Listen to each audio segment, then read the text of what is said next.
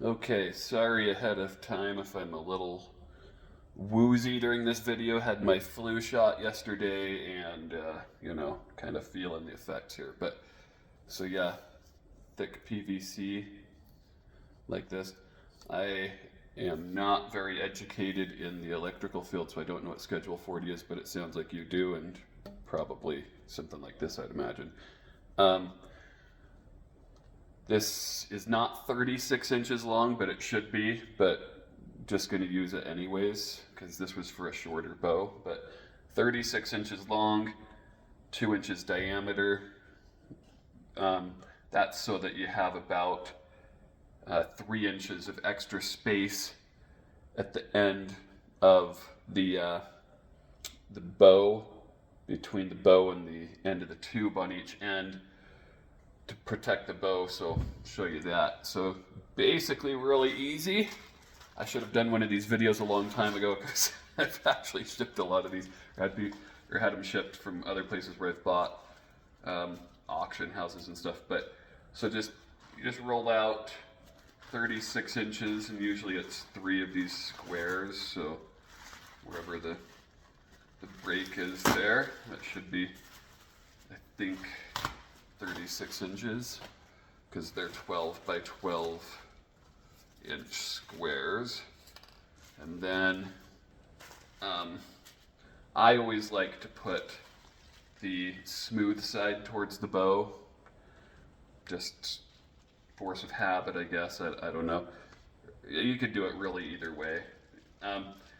Put it right in the middle, and so that you have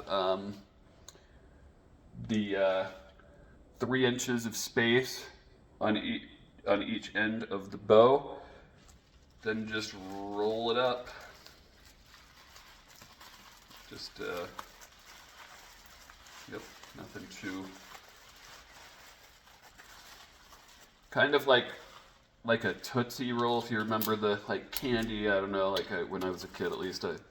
I'm 41, so that's what we had, and it's like kind of have it pinched off at the end. So the most important thing with shipping a bow, so I'll really, after the tip of the bow, I'll really kind of wrap that so you can see there's the bow where it ends, the tip.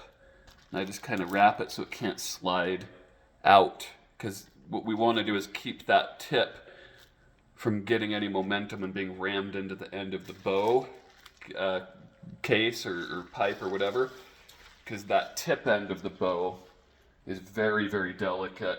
If it gets broken off, then the bow is pretty much without any value. So this end, the handle part, not as delicate by any means, but just still kind of, you can see that. And then you can see kind of how that's done. So this is to kind of give it a little bit of cushion, so that if it doesn't move too much inside of the case. Really, we just don't want the bow getting any momentum, ramming into anything. And then just put that, now I should do this right. So I always put the handle end in first, because we don't want to push with a whole bunch of pressure on the tip of the bow. And then I'll kind of, once I get it in there, kind of try and reach in there and pull it through or something. So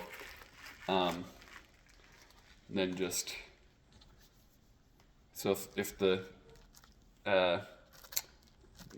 bubble wrap is 36 inches long, the pipe's 36 inches long, should come to there. And then I always just, unless you have caps, some people have the real caps, can just cut out a little piece of cardboard, glue it on there really well, or sorry, not glue, tape.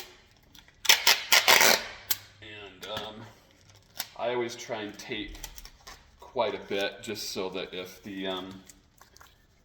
the edges get really worn down in shipping, it doesn't come open. But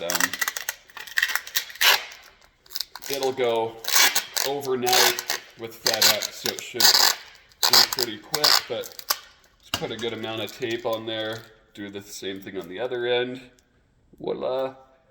Put the label on there, and then I'll usually take a black Sharpie and write fragile on one side, one end, and then the other side, other end, just so people get the idea that they're shipping it, you know, not to toss it or anything. And that is pretty much how you ship it or pack it.